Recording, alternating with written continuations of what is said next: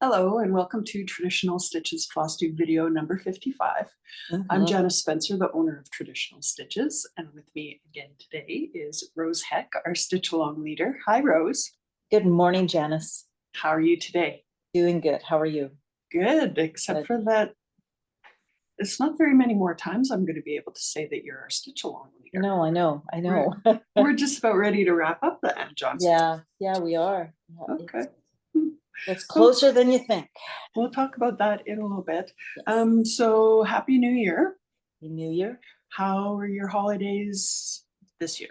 Well, Christmas was busy as a lot of traveling, and New Year's was very quiet.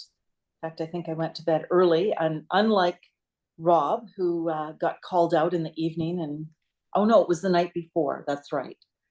But he was busy New Year's working, so it was what it was. So yeah, just had a quiet time of it. So yeah. But the socials tell me you maybe have been stitching up a storm with blessing samplers. Yeah, it seems like this time of year, and I don't know if anybody else, I get really caught up with doing little marking samplers or, that kind of type of thing. And I'm going to start my third one today or tomorrow.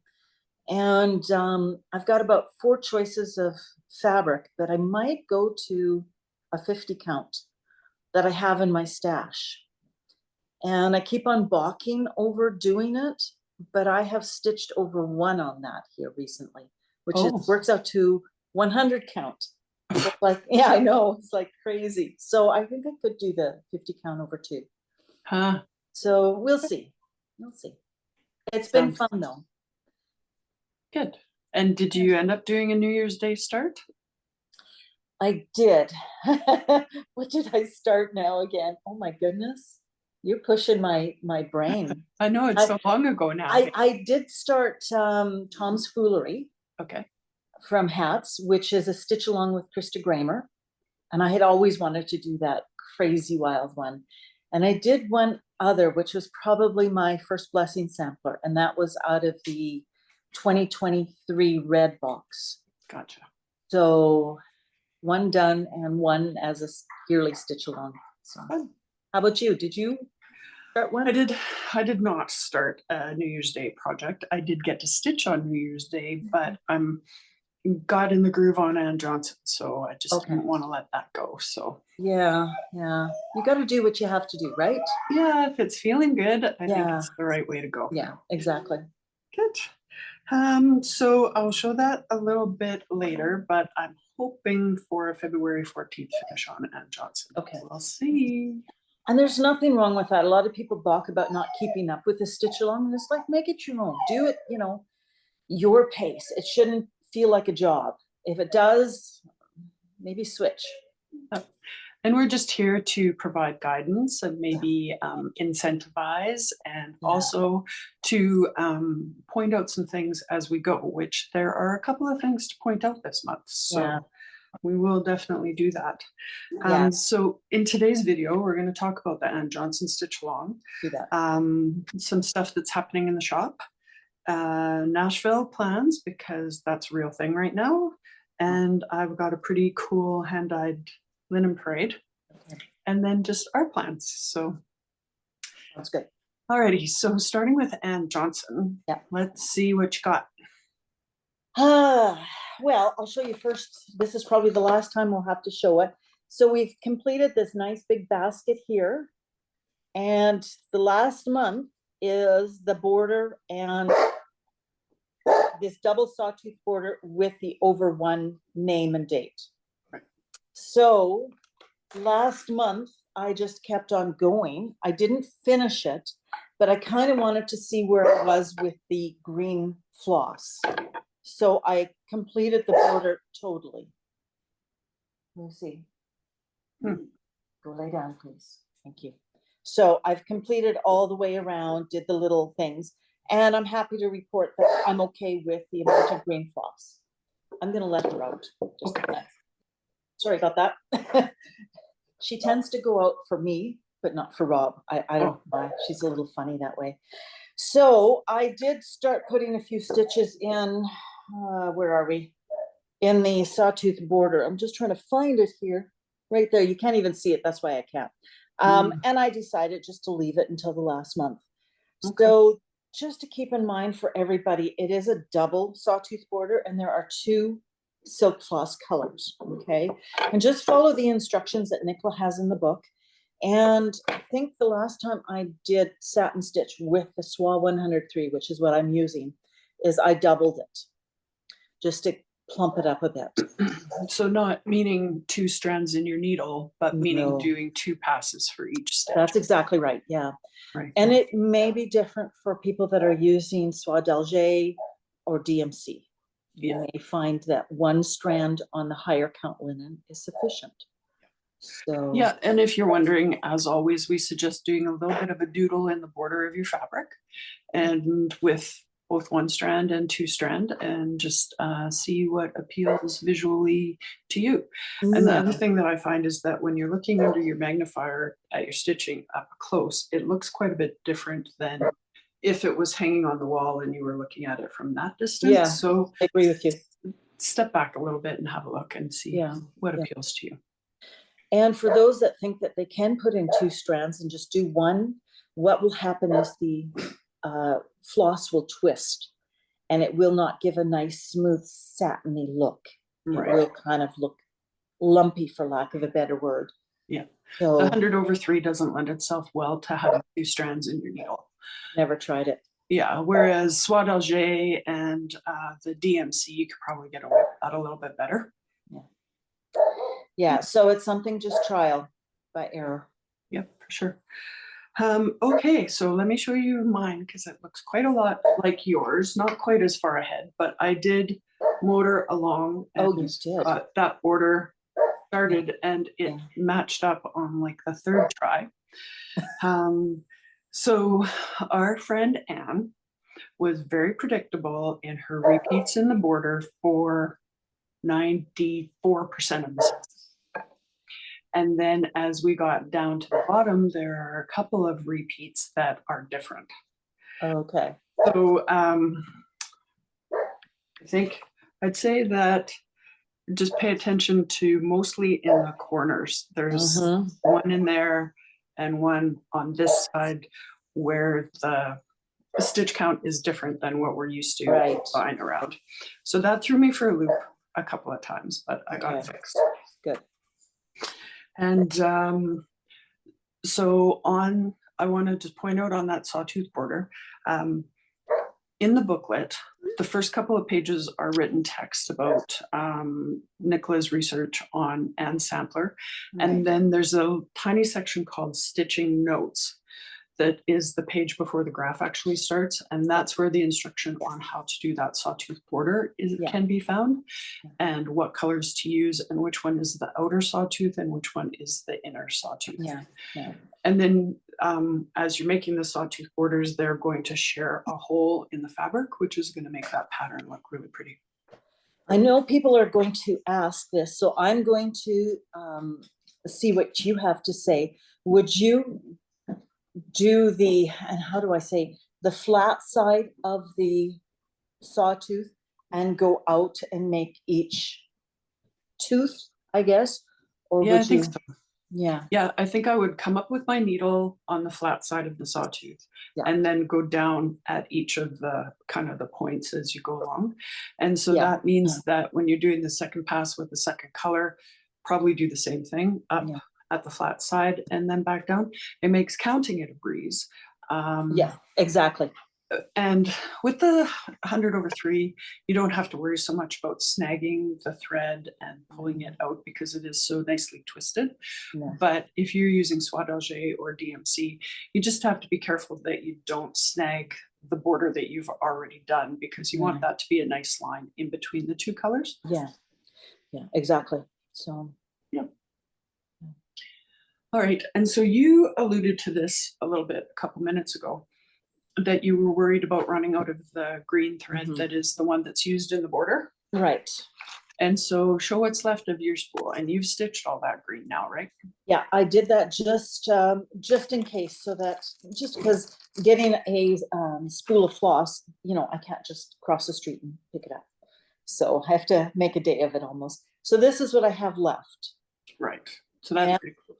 it is, and I've completed, so I'm comfortable with that. And you? Well, this was my first spool. Yeah. And then I did break in, like well broken, use several yards out of a second spool. Right. So we were talking before we started filming about what kinds of factors that could be about different usage. Yeah. And we talked about things like, well, maybe your spool came off a different machine and maybe had a little bit extra yardage. Or the other thing is you do a pin stitch start and I do either just in the back of my stitches or an away waist knot if that is required. So that uses more thread. But I think in past hats stitch alongs that we've done, I have generally used more thread than you have. There's been a couple colors that I've run out of that you haven't. And so everybody uses their tails, their leftover bits differently. And and with silk, and I mentioned this to you, alluded to the fact that I do tend to play floss chicken with silk. It's kind of a precious commodity for me, and I don't want to run out. I guess I'm just, I hate to say it, but I'm a little bit Dutch in that way, in that I tend to be really stingy on that. So I will play floss chicken with the silk floss.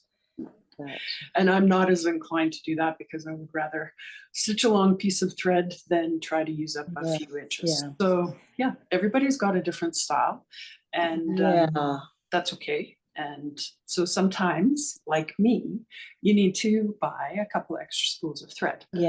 So this was what I used of the green, and then I broke into the second spool, and this is the 100/3 color 531.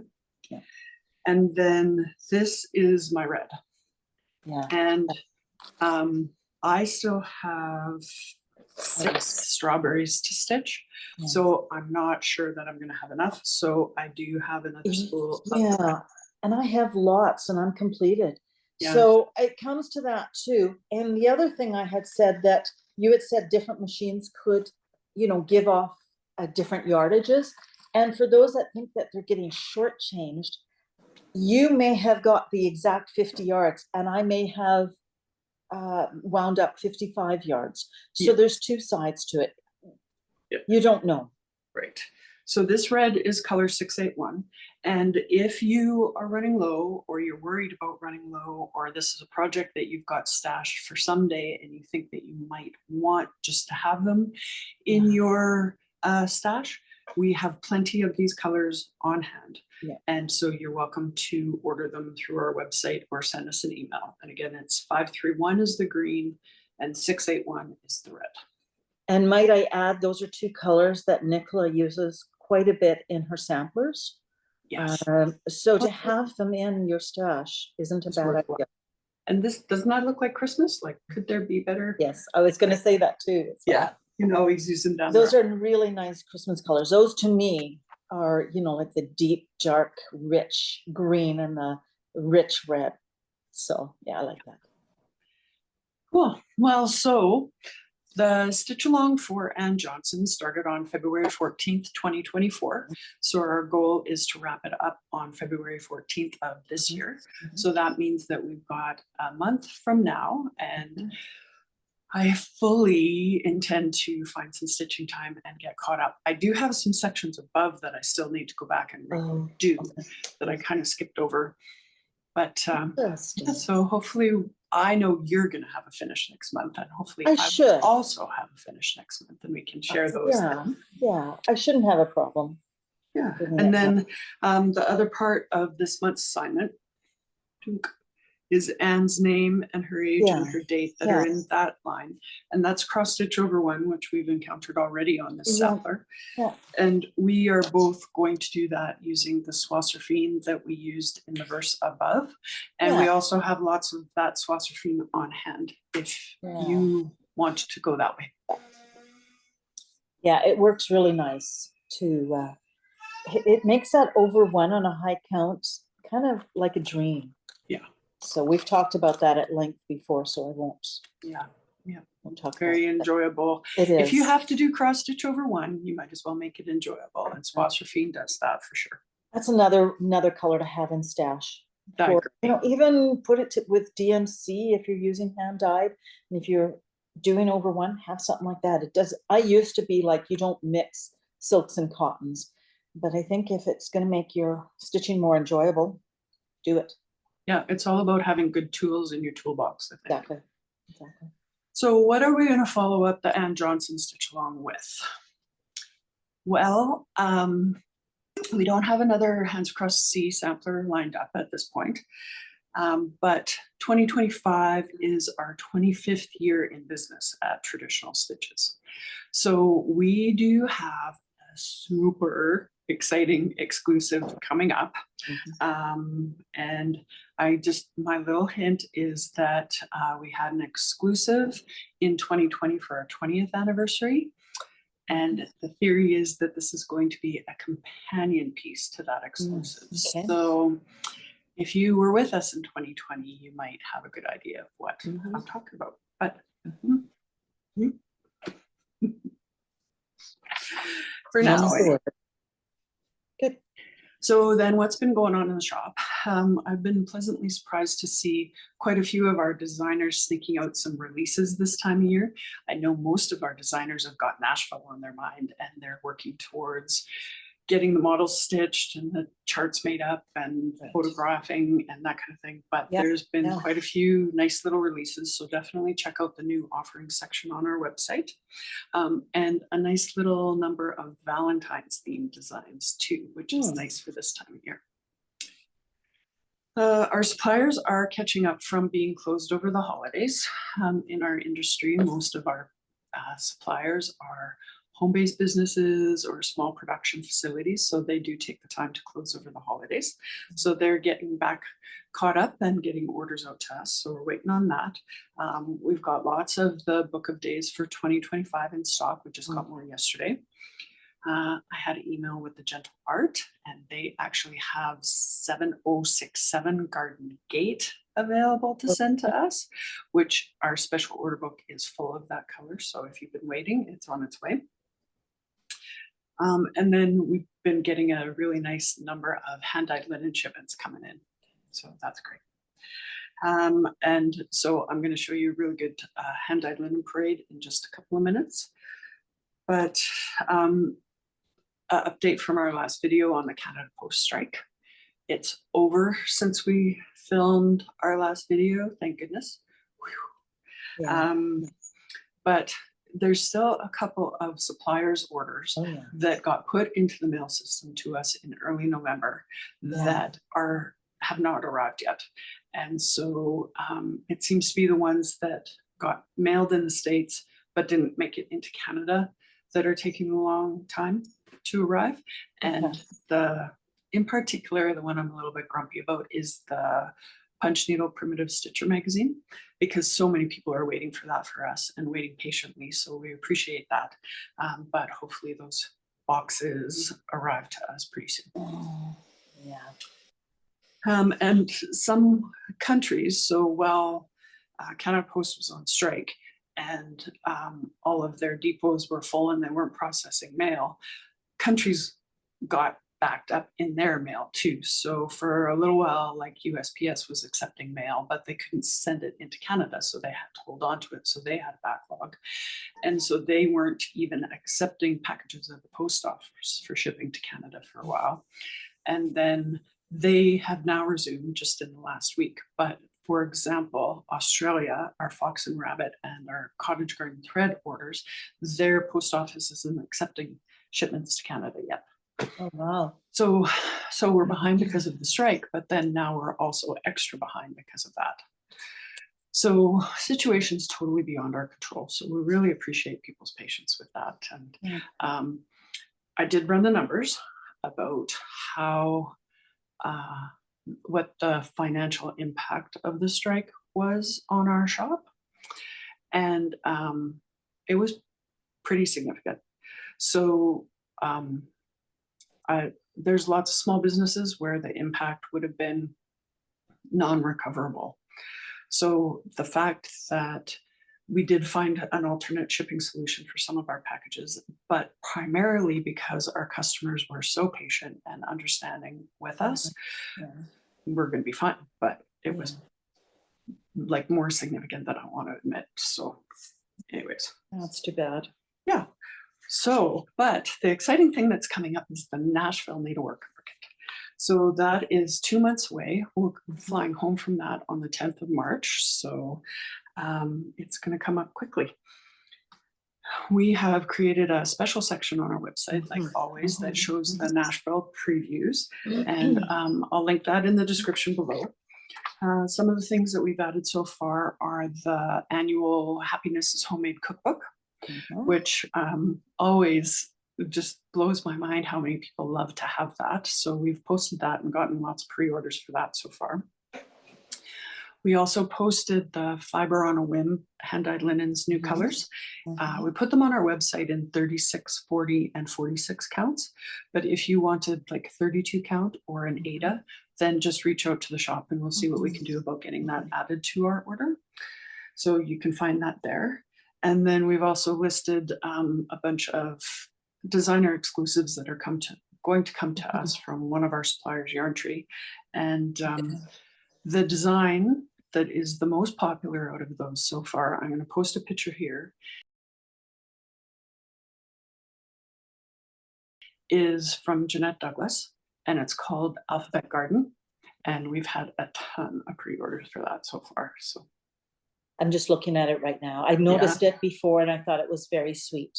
Yeah, super cute. So anyways, so for Nashville, advance orders are always welcome and recommended. And remember that while we collect your payment information when you place your order, we don't actually take payment until the day that your package is ready to go into the mail.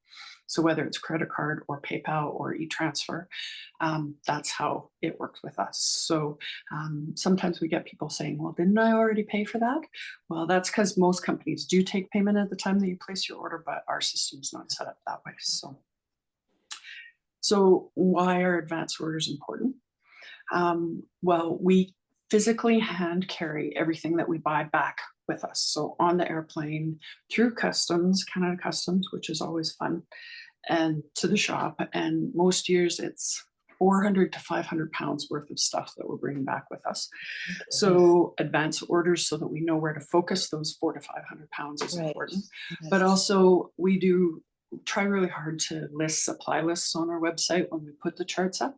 And so the day that you place your order, even if it's tomorrow for something that's not coming till Nashville, we're going to start kitting that for you right away, so that we're working on getting the linen in if we need to and putting together the threads. So that really is helpful for us and to get your order out to you faster too when we get back.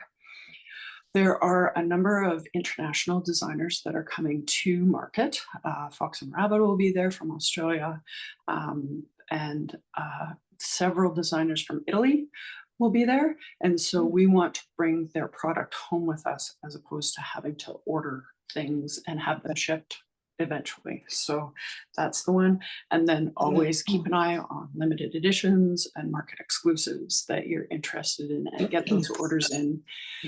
Because when I come back from Nashville and I have 10 or 12, whatever, of a limited edition, I fill those in date order, so oldest to newest. So it's advanced orders are going to work for you as well as working for us. So soon we'll start updating the Nashville section almost daily. By February 1st for sure, we'll be doing that almost daily. So just keep an eye on our website, and yeah, hope you enjoy it as much as we do. All right, hand-dyed linen parade. Yes, please. Okay. All right, so the theme of the linens that we show in the parade are in stock, hand-dyed linens that we have a good quantity of. So if you're looking for a hand-dyed linen to get going on, as opposed to placing an order for a specific color in a specific count and hanging on until we can get that in stock if it's not in stock, these ones are really good choices to choose from for more instant gratification. So I have got Mason linen, I have got R&R, and needle and flax, particularly 46 count needle and flax. I wanted to show off because that can be a hard beast to find these days. Oh, okay. Yeah, so just going to adjust a little bit. All right, so Mason linen first. Patty is back doing some dyeing for the 4 shops that she supplies linen for. And so we got about a third of the fabric that we asked for. So there's a little bit left, and I'm going to show that off to you. So sewing box light in 36 count.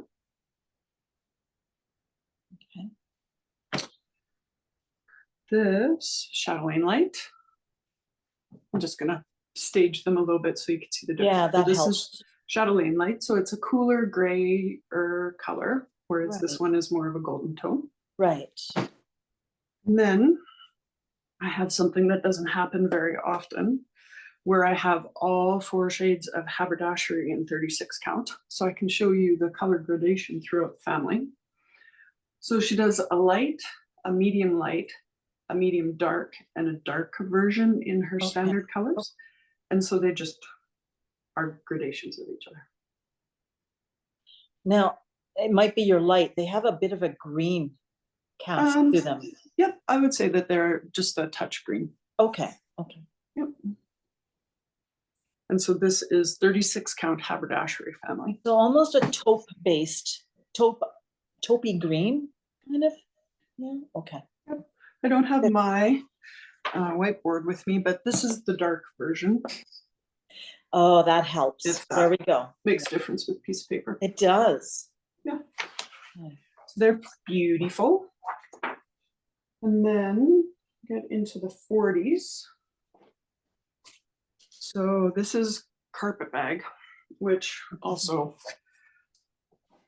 this is a really great color and probably a really good substitution color for if you've been waiting for lakeside cedar plank. It just is a little bit green gray Okay. of a color. And so that's carpet bag. This one is medium light. Okay. And then this is the button box, which is a lighter tan family with a little bit towards gold, just a smidge. Yeah. And so this is button box light, so it's the lightest one in that family. Okay. This is sewing box, medium light. So the sewing box could be used as a substitution for Lakeside Linen's Autumn Gold, but not the vintage version, just the solid version, because Patty's linens, while they are hand dyed and they are gorgeous, they do not have very much modeling to them, like a little bit, but not as much as a Lakeside vintage fabric. Modeling isn't even the right word for that. It's so subtle. It just, I don't know what you would really call that. Has subtle movement. Mm-hmm. But this fabric just feels so good. Yeah. Anyways, so that's what we've got in good quantity of Mason linen at the moment, and they'll all be in the hand-dyed linen parade link, which is in the description box underneath our video. Okay. We got some R&R linen. This is 36 count Patriots brew. And then this is 40 count winter brew. So like with a lot of the R&R linens are quite similar. In color, they're just variations of shades. So oftentimes if you order a fabric that's out of stock with our shop, Marnie will send you an email and say, your fabric's out of stock, we're not sure when we're going to get it, but in the meantime we have a color to offer you as a substitution.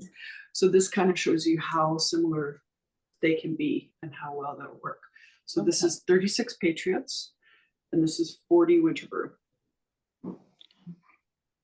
So definitely interchangeable? I'd say so. They're not all that way, but there's definitely some choices that are usually fairly close. And then we are getting a color in our shipment in about 2 weeks that we haven't seen in several years from R&R, and that is 36 count Abecedarian. And so that is a lighter, more to the golden and less to the brown color of R&R linen. So if you've been waiting for Absidian from us or anywhere else, you're welcome to place an advance order. It'll be here in about 2 weeks and then we'll send them out then. Nice. And then I have needle and flax. Wow. So this is Gallows Hill in 36 count. I think I've got it in other. Is that a new one? It is a new one. It Okay. is the fabric for the Plum Street releases that came out late November, early December-ish, which thanks to Canada Post strike, we still don't have those charts in the shop, but hopefully very soon. Okay. So it's like a nice brown. And then this, just to show you the difference, this is 36 Steinbeck. So it's got, seems to have a little bit more green to it. Gray, Yeah, maybe the other green. one is more of a pinky undertone. Yeah, mocha-y kind of color. So Mocha. Gallows Hill and Steinbeck. Gallows Hill. And this is 36 count Fragile, which is just the perfect neutral for background. I've heard that more than once. Yep. And then we've got some 40s. So we have some of the very elusive Dirty Teacup, which sells out before it even actually hits the floor in the shop usually, but I have some 40. This is another one that's super popular. It's Dolly Madison. Yeah. So Yeah. just to show you the difference side by side. Okay. Dolly is that one. And then this is 40 count in the Fragile. Okay. And this is 40 count Hemingway. They almost look like shades of each other. Yeah. This is also a new color to us. It is called Mackinac Fudge. So it's nice darker brown. And put it next to one that people might be more familiar with, which is Steinbeck.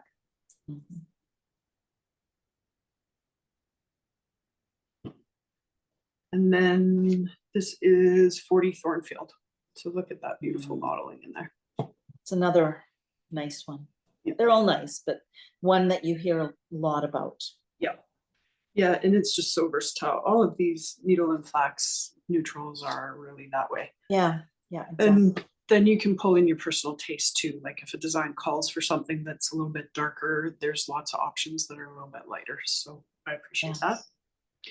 And then 46 count. So people are moving more and more towards 46 count as a comfortable place to stitch with 100/3.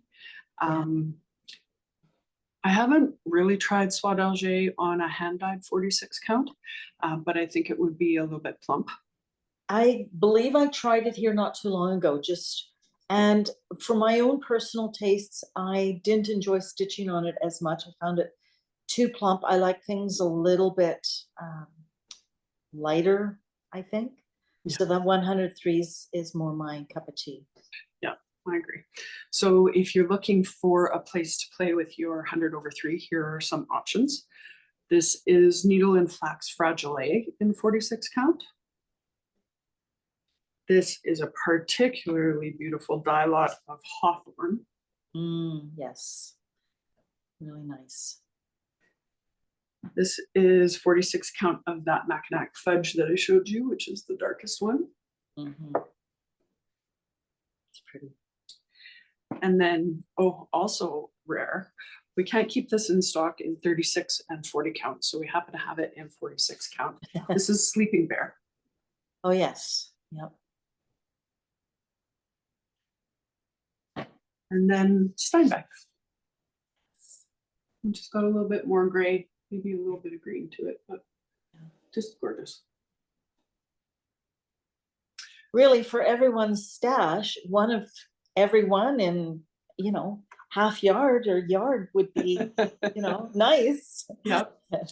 Yeah, and hand-dyed linen is still a rare beast, so get it while you can kind of a thing. Yeah, exactly.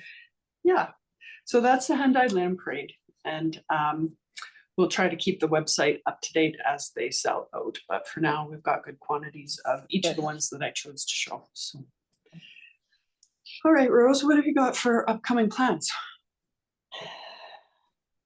Good question. When Rob is home for a week, all plans go out. I don't really have plans other than I have to work some this week, which, you know, somebody has to.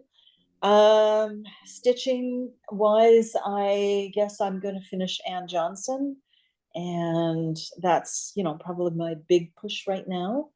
And continue with, I actually started my Christmas ornaments for 2025. You got to remember, I have 14 again this year. So Yes. I finished one and I'm working on the second one. So I've got a good start. So, You set such a good example for all of the rest of us procrastinators. oh, well, you know, I mean, what's the alternative? That I leave it till October and then I panic? I don't like that. So I have to, and it's actually, once you start early, it's rather satisfying and kind of, okay, I've got that one done. Let's finish it, fully finish it. Okay, let's go on to the next one. And I can't fully finish the first one because I have to visit the shop and get a button for it. So, so a special, just another button company button. So Gotcha. what do you do? Yep.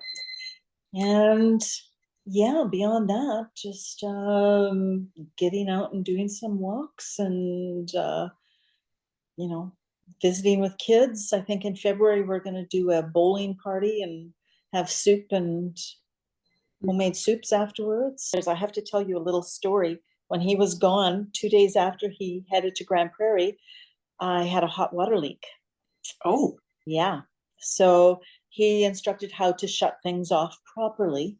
And he says, well, you can turn it on, but you have to do it in stages. And I says, forget it. I said, and this is New Year's Eve, so there's no plumbers. So long story short, I just boiled water in the stock pot and took a bath that way every night. And when he came home, and I said, I could probably fix it.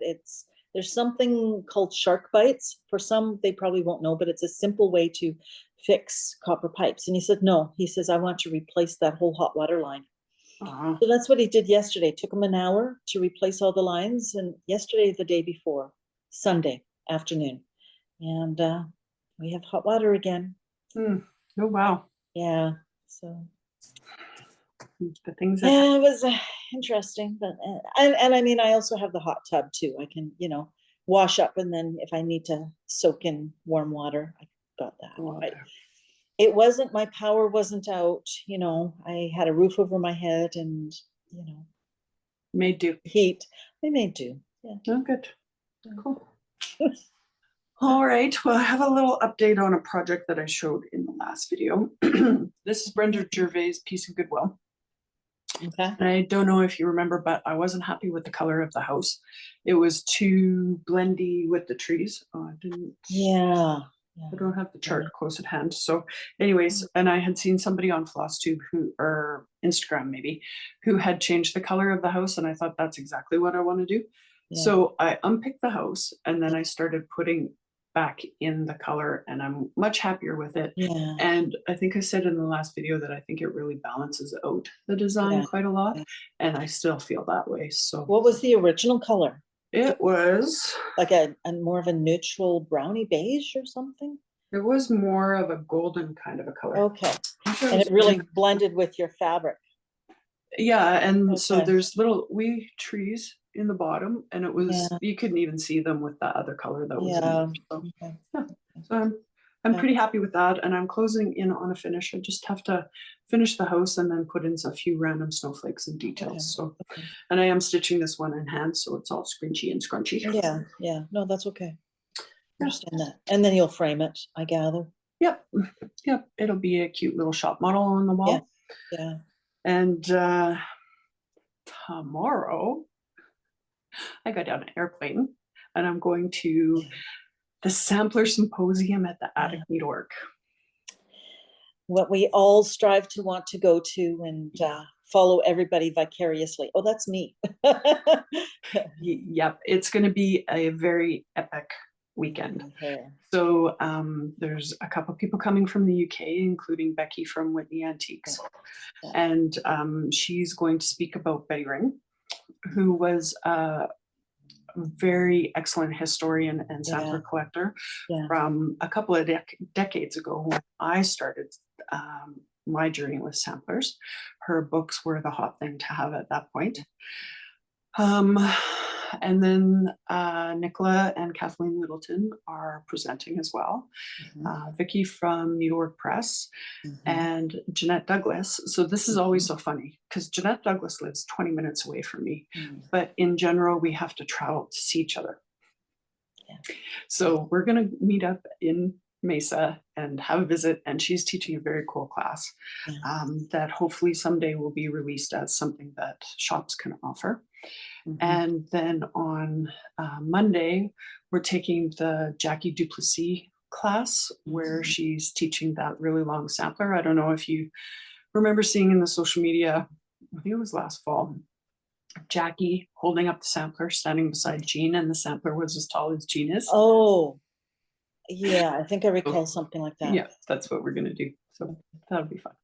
Okay, so doing a sampler from her is unusual. Usually it's always woodwork components, mother of pearl, very unique things. Yeah, smalls with lots of finishing details. Yeah, and this is different. Yeah, the sampler is really a unique piece for Jackie, but it's also a really unique sampler. So I can't say that I know very much about it, except for that I want to learn about it and do it. So maybe in the next video I'll have been enlightened and have way more details to share. Yeah, okay. Interesting. Yeah. So then our next video and Jonson stitch along wrap up will be February 13th, February 14th, I'm thinking. And then you and I might also be able to do our top 10-ish list, our first top 10-ish list for the Nashville needlework market to tell people what we're seeing that is appealing to us. Yeah, lots of people are talking about their designs that they are creating for Nashville, and we'll do a sneak release here in the next little bit and stuff. And I'm kind of hollering through the screen, show us the whole thing. Quit teasing me. Yeah, that's right. These teases are tough. So yeah, for sure. All right. Well, thank you very much for your time. Thank you. I'm going to go finish my packing while the video is uploading and doing its thing. So yeah, you're leaving early tomorrow, so you will have an incredibly good time. So safe travels, and no snow. Yeah, well, we haven't really had a winter to complain about here, but should be really nice in Mesa. And this event is the largest one Jean's ever put on. So there will be a ton of people there. And so I'll be there with my shop owner friends manning the fabric cutting table. So that's where you'll find us in the next few days. The queen of the cutting. Yep, that's us. Yep. Good. All right, Rose. Well, we'll be in touch, and maybe we'll see you in the shop this afternoon. Yeah, we'll see. I'll have to see what our schedule looks like. What am I saying? No schedule. Cool. All right. Okay. Take care. Thank you. Talk to you soon. You bet. Bye.